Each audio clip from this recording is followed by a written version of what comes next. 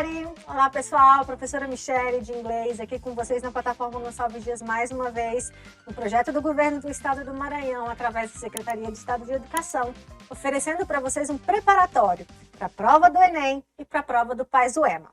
Pessoal, a nossa dinâmica, como a gente vem dando sequência a alguns vídeos, é analisar questões e a partir dessas resoluções dar dicas para vocês dos conteúdos que são cobrados.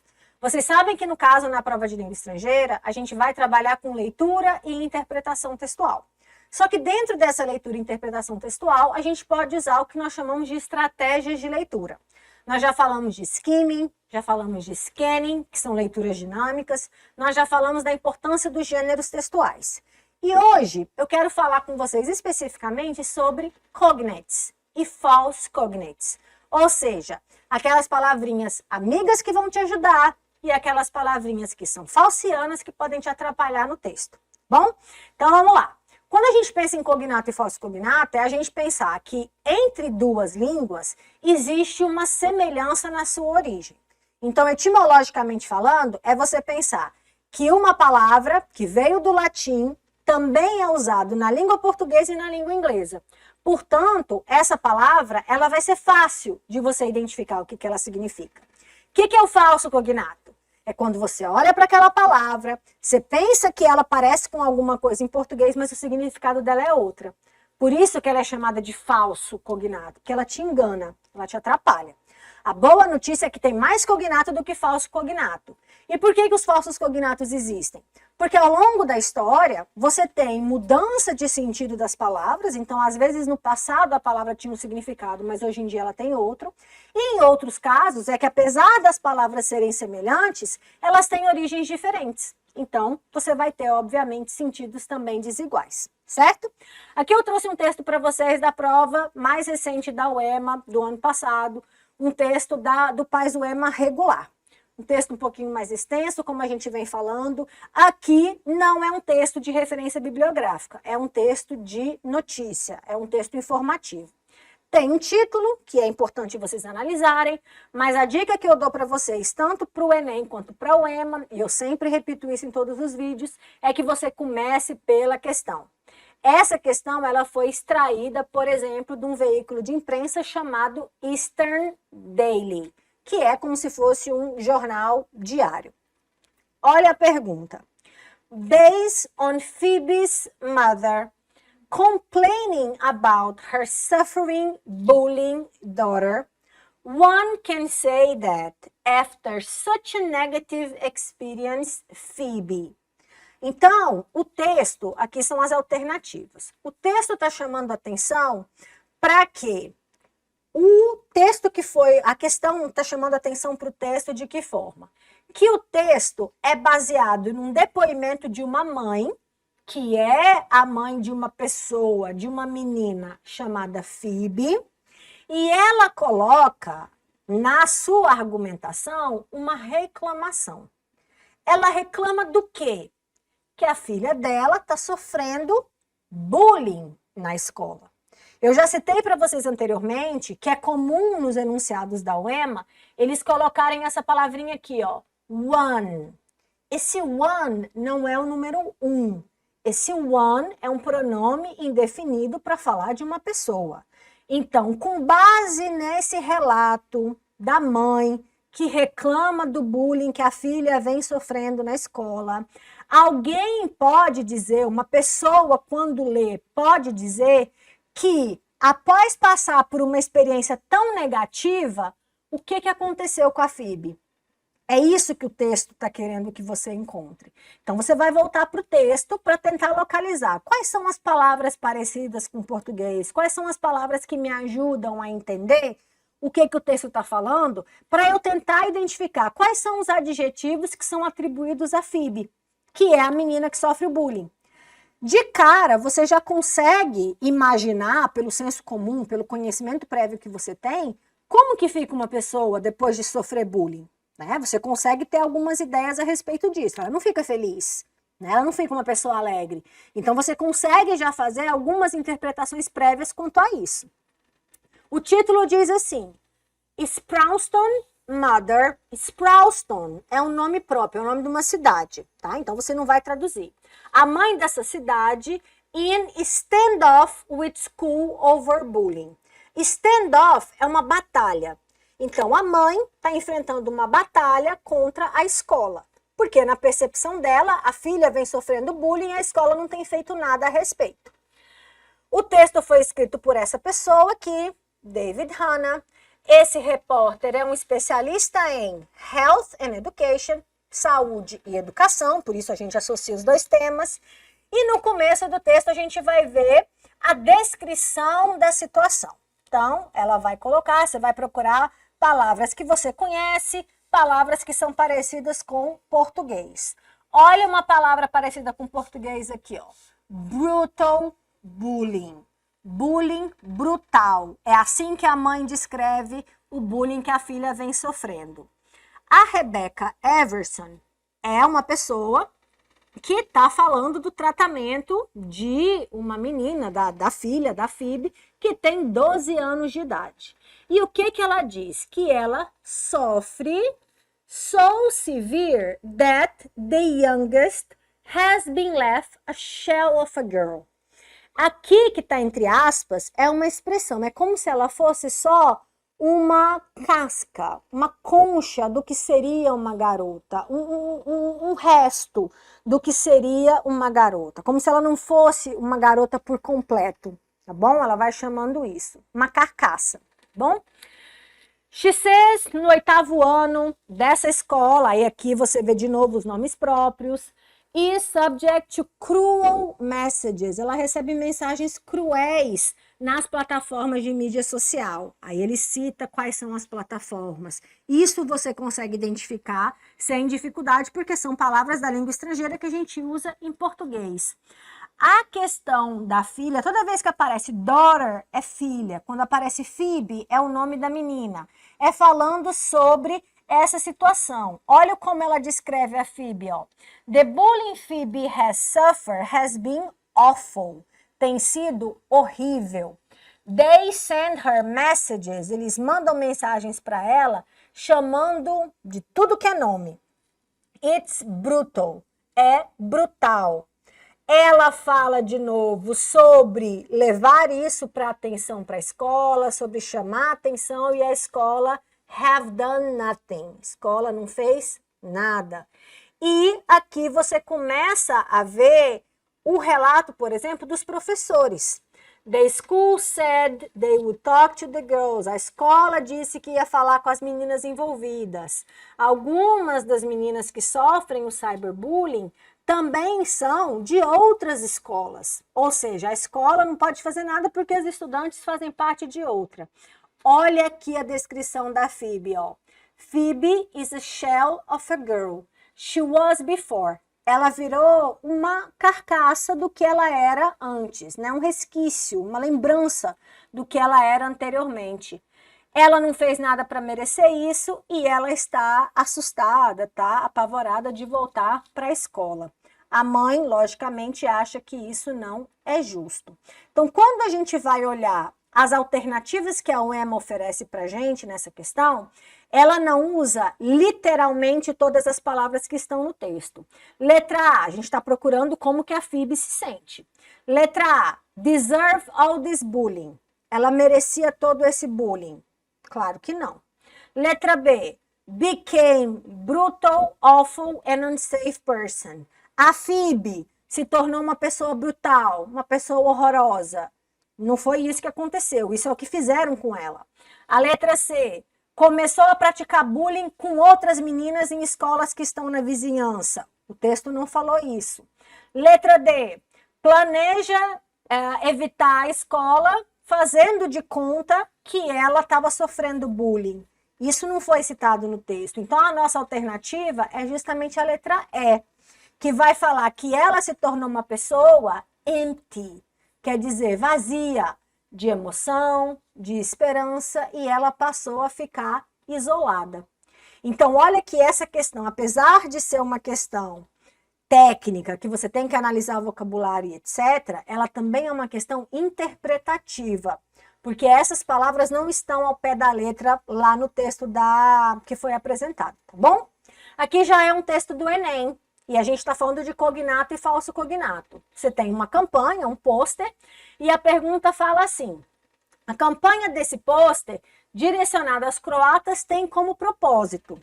Então, olha que a pergunta, ela já te falou o gênero textual, é uma campanha. O que é uma campanha? É um texto que tem o objetivo de sensibilizar, de mobilizar, de convencer as pessoas sobre alguma coisa. E o enunciado também chamou a atenção da palavra croatas, porque é uma campanha que foi voltada para um público específico. Então, vamos analisar. Você tem uma imagem, um carrinho que está meio desgovernado, a palavra bem grande, attention, então, atenção, o objetivo da campanha é chamar a atenção das pessoas para alguma coisa, e embaixo está escrito female driver, mulher dirigindo ou mulher motorista. Isso daqui é fazendo associação a um tipo de discriminação. Olha o slogan da campanha, ó. Stop prejudice. Aqui é um falso cognato.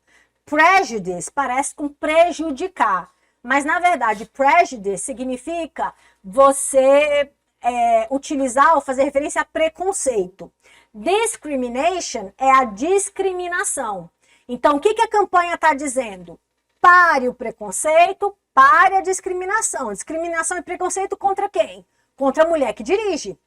Tinham ditados que mulher no volante perigo constante, falando ou fazendo referência de que uma mulher não teria a capacidade que um homem tem de dirigir. Então, aqui é chamando atenção para isso. E embaixo ele diz: The Anti-Discrimination Act is in force in Croatia. Lembra que lá no enunciado ele falou dos croatas? Olha aqui a referência da Croácia, ó.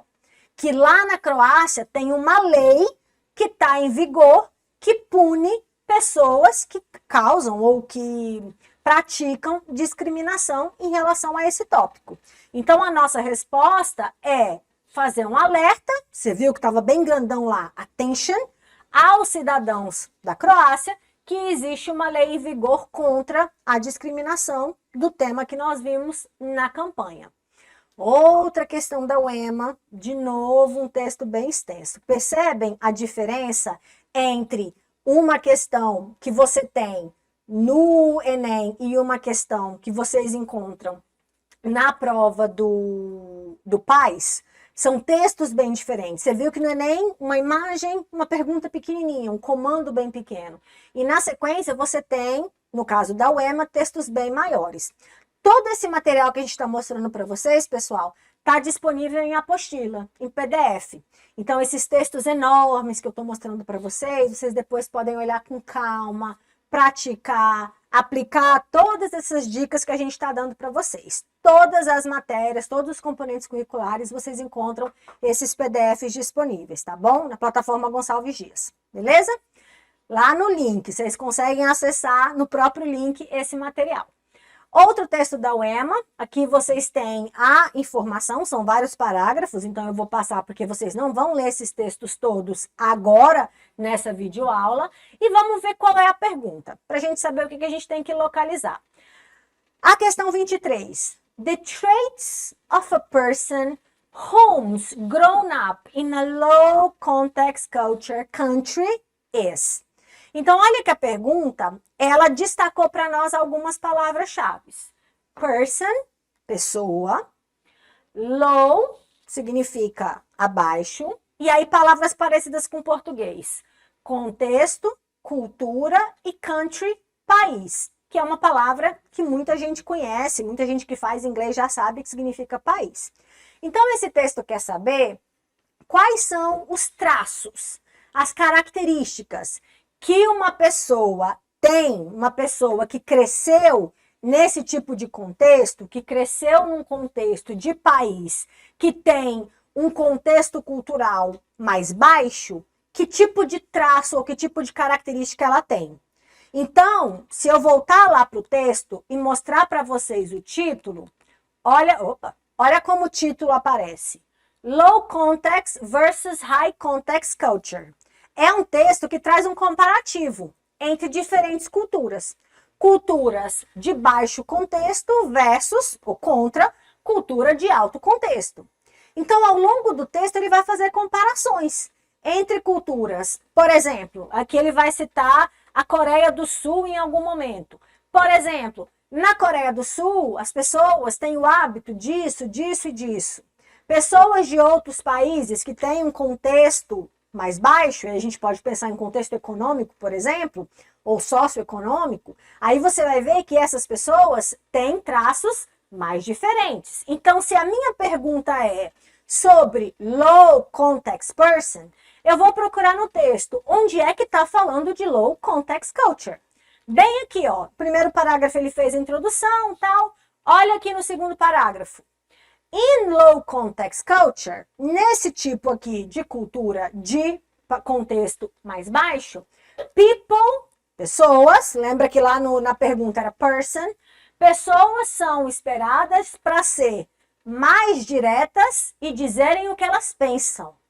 Individuals in low context culture prefer, eles preferem precise, concrete language for sending and receiving messages and are unlike to rely on the context of message to determine its meaning. Então, se a gente for lá para o nosso enunciado e para as nossas alternativas, qual dessas aqui eu encontrei lá naquele parágrafozinho? Então, olha que se eu conseguir destacar quais são as palavras mais importantes do enunciado, eu não vou precisar ler o texto todo. Eu vou conseguir localizar a informação de acordo com aquilo que eu considerei importante para resolver a pergunta. Dessas características, o tom de voz é importante para essas pessoas? Eu falei tone of voice? Eu falei expressão facial? Eu falei linguagem corporal? Eu falei linguagem ambígua? Nada disso. A única coisa que eu li com vocês, e aí vocês podem ver depois com mais calma no PDF, é que eles preferem concrete language, uma linguagem mais concreta. Porque as pessoas de países que têm um contexto socioeconômico mais baixo, elas têm maiores dificuldades, por exemplo, de entender coisas que não são literais. Elas têm mais dificuldade. Então, aqui, ele chama atenção para isso. Uma linguagem mais concreta, uma linguagem mais direta, ela é melhor percebida por esse público. Mais uma questão para a gente analisar, agora a gente volta para o Enem, olha que eu estou intercalando com vocês para a gente poder ver os diferentes tipos de texto. Um texto bem menorzinho, ó, vendo? Um texto para questão. A questão destaca um vocábulo. Vocábulo é uma palavra. O vocábulo rarity tem um papel central na abordagem do assunto desse texto que destaca a. O que nós estamos discutindo na aula de hoje? Cognato, falso cognato. Rarity parece com o que em português? Raridade. Raridade no sentido de você pensar que tem pouco, que é raro. Bom, então isso é um cognato, é uma palavra amiga. Como o enunciado destacou uma palavra, eu vou olhar no texto onde é que está essa palavra. Quando eu analiso o texto pequenininho, ele vai me colocar bem aqui, ó. But it's a rarity in theater. Do que ele está falando? Women in theater, why do so few make it to the top? Mulheres no teatro, por que tão poucas chegam ao topo? Aí ele vai contar uma situação. An all-female Julius Caesar, é uma peça shakespeariana, Júlio César, has just hit the stage. Chegou no teatro, né? É uma expressão que fala chegou no palco. But is a rarity in theater. Mas isso é uma raridade no teatro. O que é uma raridade? É você ter uma peça que só tem mulheres. Porque se você pensar ao longo da história do teatro, do drama elisabetano, por exemplo, a predominância sempre foi de personagens masculinos. E isso vai tanto para o nível de atores, quanto as outras pessoas que compõem essa área, né? No caso, o campo teatral. Então, essa palavra raridade, que está sendo destacada no texto e na pergunta, ela faz referência à escassez de representação feminina no meio teatral. Bom, rarity, raridade. Então, se você associasse o significado do cognato, você já sabia a resposta. E para a gente encerrar, mais uma questão da UEMA, agora de novo retomando a UEMA pré-pandemia, com uma pergunta em língua portuguesa, apesar do texto ser em inglês. O trecho que caracteriza a textura do pudim é o seguinte. Aqui nós temos como texto uma receita. Indian pudding, um pudim indiano, ou cornmeal pudding, ou pudim de amido de milho, um pudim de uma marca que muita gente conhece. Então aqui é uma receita que você vai ter os ingredientes, tem uma explicaçãozinha, aqui continua os ingredientes e um modo de preparo. Esse tipo de pergunta que eu trouxe para vocês é o tipo de pergunta que você nem precisa ir para o texto, porque ele está pedindo para você analisar um trecho. E aí ele coloca nas alternativas trechos para você analisar. Então você tem que entender o que ele quer que você analise para você considerar naqueles 5 trechos que ele destacou qual seria a resposta. Então a pergunta foi, o trecho que caracteriza a textura do pudim. Quero saber se aquele pudim ele é mais mole, ele é mais firme, como que aquele pudim pode ser apresentado ou pode ser servido. Quando eu analiso as alternativas, eu vou procurar um adjetivo que faz referência a essa textura. Quando eu olho as opções possíveis, de cara, eu identifico a palavra firmer. O que é firmer? Mais firme. É cognato, parece com português. Eu lembro que quando essa questão caiu e eu corrigi com os meus alunos, eles falaram, professora, eu não marquei essa porque estava muito na cara. Mas às vezes a resposta vai estar explícita para você analisar. O que é importante é você identificar o que está sendo perguntado e analisar as opções de resposta que você tem, ok? A gente encerra a aula por hoje e eu vejo vocês em um próximo vídeo. Até lá e bye bye!